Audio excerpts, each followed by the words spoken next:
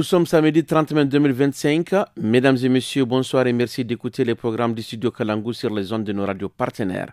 La semaine sur Kalangu, c'est la rétrospective de l'actualité marquante de la semaine, suivie d'un mini-documentaire consacré aujourd'hui sur la drépanocytose. Je suis Alassane Abdou à la présentation. Nous débutons cette rétrospective avec l'annonce de la date de la fête de la Tabaski. Selon un communiqué publié ce mercredi 28 mai par le Conseil islamique du Niger, l'Aïd el-Hada, également appelée fête de la Tabaski, sera célébrée le vendredi 6 juin 2025. Cette date correspond au 10e jour du mois de Dhul-Hajjah 1446 du calendrier érigène. Restons dans le cadre de la fête du mouton pour nous enquérir des prix des moutons sur le marché à quelques jours de la fête de Tabaski. En moins d'une semaine, les points de vente des bétails enregistrent une faible affluence. À Tourakou, marché de référence à Niamey, les animaux sont disponibles en grand nombre, mais leur prix reste relativement élevé. Selon Ablaziz, un des délégués du marché. La différence est que l'année dernière, il y avait une grande disponibilité du bétail par rapport à cette année. Cette année, la disponibilité du bétail est faible parce que nous qui sommes revendeurs, nous ne portons pas dans les campagnes pour chercher. Nous achetons sur place auprès des éleveurs. C'est normal que le prix du bétail monte. Ces moutons que vous voyez devant vous, par exemple, l'année passée, on pouvait l'avoir entre 60 000 et 80 000 francs. Mais cette année, si vous partez en campagne, vous risquerez de l'avoir aux alentours de 100 000. Un mouton que vous avez acheté à 95 000, vous ne pouvez pas le revendre à 80 000. L'année dernière, un mouton de 120 000 était grand. Mais cette année, vous serez étonné de voir un mouton du même prix. L'actualité de cette semaine, c'est aussi cette soi-disant pénurie d'essence à Niamey. En effet, une affluence inhabituelle dans les stations-service a sémé la panique chez de nombreux consommateurs, craignant une pénurie de carburant. Plusieurs usagers se sont précipités pour faire le plein, alimentant l'inquiétude. Suivez quelques réactions recueillies.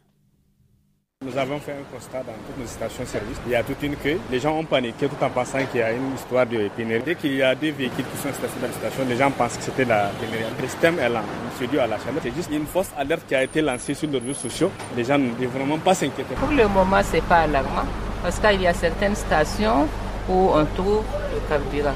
Vous le voyez ici, moi je suis dans le rang, bientôt je serai servi. Depuis que j'ai constaté un attroupement de cette station, ça m'a fait peur. J'ai dit, je vais venir me prévenir, prendre au moins de carburant. Je dois prendre des dispositions pour ne pas tomber à rupture. Mais je ne connais pas la raison, mais je vois seulement qu'il y a un affluement au niveau des stations. L'embouteillage, ce n'est pas encore beaucoup, on ne sait pas ce qui va arriver. Dans un communiqué, la SONIDEP rassure les consommateurs sur la disponibilité du stock à suffisance et invite les usagers à garder leur calme. Les organisations paysannes ont choisi cette semaine qui s'achève pour célébrer la 5e édition de la Semaine du paysan, lancée à Niamey par le ministre de l'Agriculture et de l'Élevage. Organisée par la plateforme paysanne du Niger, cette rencontre est jugée stratégique pour la souveraineté alimentaire, selon son président Jibo Bagna, que je vous propose d'écouter. C'est important au cours d'une année que des producteurs des différentes régions puissent se retrouver, échanger autour de leur activité, mais également tout ce qu'ils rencontrent comme opportunités ou comme contraintes pour qu'ensemble, la recherche, le secteur privé, les services techniques, les décideurs, qu'on regarde dans la même direction parce que pour atteindre la souveraineté alimentaire, on a besoin de ce type de dialogue franc entre les acteurs. Cette diversité où vous avez le producteur venant de la région de Difa à Terra, ou d'Agadez à Gaïa, en tout cas les régions les plus reculées, cette richesse-là permet de nourrir cette vision d'avoir une souveraineté alimentaire. La souveraineté alimentaire passe aussi par les innovations dans le secteur agricole. En effet, dans le cadre de la 9e édition du Salon professionnel 100% Made in Niger qui se déroule toute cette semaine à Niamey, nos reporters ont fait un focus sur une innovation, un biodigesteur conçu par l'entreprise locale Green Business et spécialisée dans l'agroalimentaire. Seydou Shekaraou Samaïla, chef de production, donne les détails. Un mélange de bouse de vache et d'eau est introduit dans un biodigesteur puis laissé à fermenter pendant 2 semaines. Ce processus permet de produire du gaz domestique utilisable pour l'éclairage. Il génère également des sous-produits tels que de l'engrais, de l'aliment pour bétail, des pesticides pour les cultures potagères et un répulsif contre les moustiques. Ce dispositif peut être fabriqué à domicile. ko gida kana yin shi.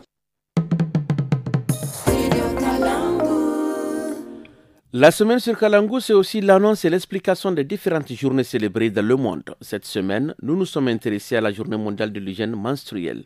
Au Niger, l'hygiène menstruelle en milieu scolaire reste un enjeu majeur en raison des tabous sociaux, des manques d'accès aux serviettes hygiéniques et du faible soutien institutionnel. Cette situation contribue à un taux élevé d'absentéisme à l'école des filles. À l'occasion de la journée mondiale de l'hygiène menstruelle, ce 28 mai passé, des témoignages ont été recueillis à Maradi sur cette problématique.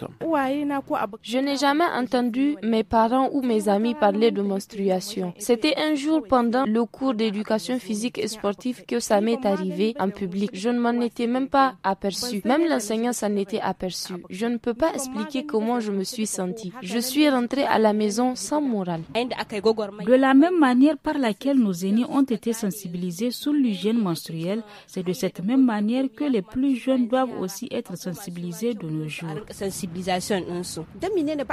Pourquoi ne pas équiper les écoles de kits que les jeunes filles pourront utiliser à l'aide d'une femme adulte? En cas de ce genre de situation, les filles pourront l'approcher secrètement pour qu'elle leur explique la conduite à tenir afin de ne pas manquer les cours ou les devoirs. La culture de la semaine sur Kalangu. Nous clôturons cette édition avec cette information nécrologique. Le monde culturel nigérien en deuil avec la disparition ce mercredi de la cantatrice de Gaïa, Mariam Rabiou, connue sous le nom de Mami. Elle nous a quittés à l'âge de 64 ans. Elle était une figure de la chanson traditionnelle et du ballet du Dandi. Selon Bao Kada Riba, divisionnaire régional de la culture de Dosso, sa disparition constitue une perte pour la culture nigérienne.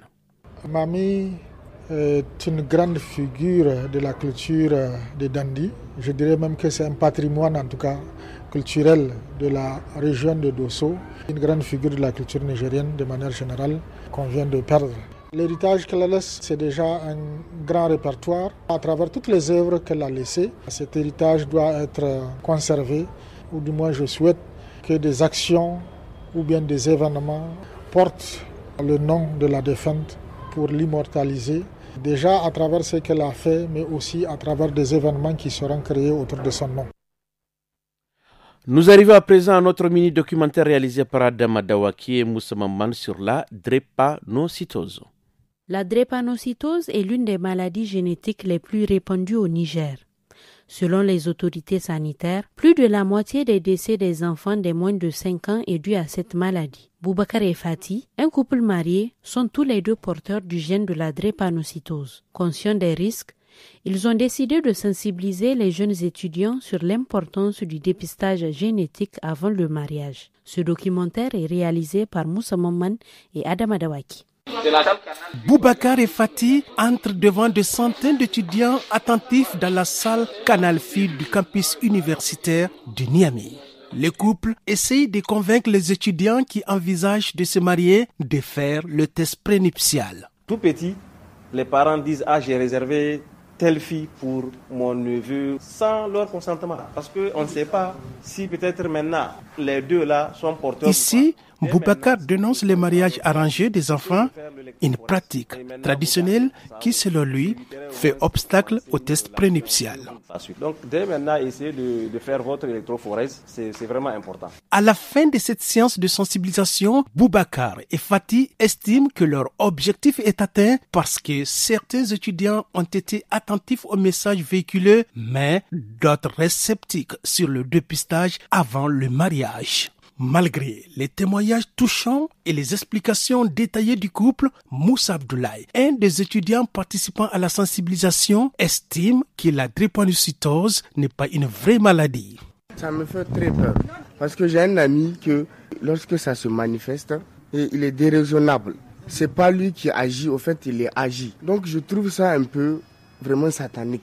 Tout comme ses camarades, Ousmane Kane, étudiant en 2e année du droit, futur jeune marié, présent à cette sensibilisation, ne pense pas faire le test prénuptial. Moi, je ne suis pas convaincu. Parce que celle que j'aime, vraiment, je ne peux pas lui laisser comme ça. On va se laisser comme ça, dans le hasard, soit disant un test qui va me faire laisser là. Je ne peux pas faire de test avant le mariage parce qu'il y a l'amour qui est là.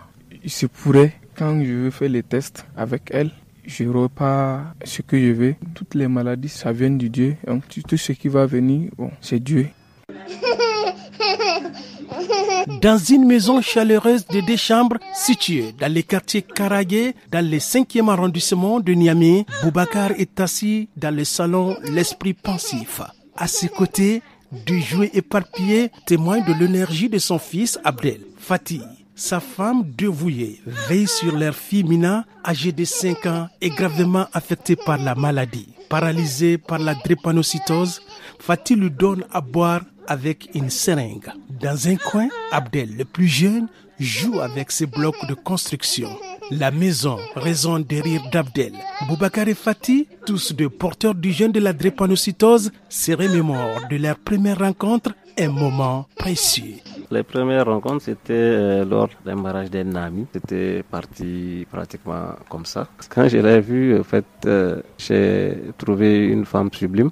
J'ai dit, donc celle-là peut être une femme à prendre en mariage. On a vraiment tissé une relation amoureuse et maintenant on a pratiquement émis l'idée de se marier sans se dépister. Parce qu'on aurait dû faire pratiquement ce test, mais on ne l'a pas fait. Fatih, bien que non malade, sait qu'elle doit parler de son statut à son futur époux. Mais chaque fois qu'elle s'y prépare, la peur l'envahit. Elle redoute que Boubacar ne la comprenne pas ou pire, qu'il s'éloigne d'elle. Au début, j'avais vraiment peur de lui dire que je suis drépanocytaire AS. Donc, j'avais eu peur quand je vais l'annoncer s'il va m'accepter ou pas. Mais lui, il n'est pas sûr parce qu'il faisait des dons de sang. Donc, pour moi, quelqu'un qui fait don de sang ne peut pas être drépanocytaire. C'est ça qui m'a convaincu. Donc, je n'ai pas insisté à ce qu'il fasse les tests prénuptiaux. Il est midi et c'est l'heure du déjeuner. Boubacar et Fatih, Abdel et Mina, tous présents. Très souriant, Abdel, son papa et Fatih, sa maman, sont assis à table. À côté, dans un angle du canapé, Mina, la fille aînée de la famille, est couchée malade sur un matelas une place. Malgré les nombreux défis auxquels ils font face, Boubacar et Fatih s'efforcent de créer une atmosphère de paix au sein de leur foyer. Ils surmontent ensemble les obstacles en cultivant des moments de joie, veillant à ce que leurs enfants se sentent aimés. Vraiment, vivre avec un drépanocytaire, c'est pas facile. Quand l'enfant est des crises, avec ses crises douleur, il pleure, il ne sait même pas ce qu'il va faire. La maman a bouleversé, le papa, c'est vraiment pas facile. Tout le temps à l'hôpital, hospitalisé et dans des conditions qui sont vraiment pas agréables. Boubacar note que les produits pharmaceutiques comme l'acide folique et les antibiotiques pour soulager la crise de la drépanocytose sont disponibles. Mais il n'y a pas un traitement spécifique ici au Niger pour guérir la maladie. Madame Hima Fatoumata est dans son bureau situé au quartier Cité Fessal de Niamey. Mère de 3 enfants drépanocytaires, elle est également présidente de l'association nigérienne de lutte contre la drépanocytose. Fondatrice de l'association, elle travaille depuis 25 ans à sensibiliser la population nigérienne sur l'importance du test prénuptial avant le mariage. Bien qu'elle ait obtenu des résultats satisfaisants, aucun progrès n'a été enregistré depuis 4 ans. Selon Madame Hima, l'ignorance est l'un des facteurs qui empêche les couples à se faire dépister. Nous faisons la sensibilisation dans les radios communautaires. Nous faisons la sensibilisation dans la télé. Nous faisons la sensibilisation de porte en porte. Ça fait combien d'années que nous faisons la sensibilisation? Mais il y a encore, jusqu'à présent, des gens qui ne sont pas conscients qu'il faut faire ce test prénuptial avant le mariage. L'impact, il est vraiment là, mais c'est très minime. Mais si l'État même met du sien et qu'on prenne une décision radicale, rendre le test prénuptial obligatoire, là, il aura un impact vraiment très significatif. Et je pense qu'on pourrait arriver à avoir un résultat plus concret. Boubacar et Fatih réfléchissent à la décision de continuer à avoir des enfants ou de s'arrêter. Ils sont conscients des défis particuliers liés à la maladie de leurs 2 enfants, mais ils gardent l'espoir d'accueillir un jour des enfants en bonne santé. Pour le moment, donc, on n'a pas décidé pratiquement de dire il faut arrêter. On a l'espoir, mais quand même, là on a peut-être maintenant 2 enfants qui sont drépanocytaires. Il se pourrait que le 3e ne soit pas drépanocytaire. Entre amour et réalité, Boubacar et Fatih naviguent dans des eaux complexes. Leur histoire illustre un combat partagé entre le cœur et l'esprit, celui de la sensibilisation nécessaire au dépistage prénuptial. Dans leur quête, ils nous rappellent que la compréhension et le courage sont essentiels pour bâtir un avenir serein. Cependant, leur décision de continuer à avoir d'autres enfants demeure incertaine. Et c'est ici que prend fin la semaine sur Kalangu en français. Restez avec nous pour la suite du programme et très beau week-end à tous.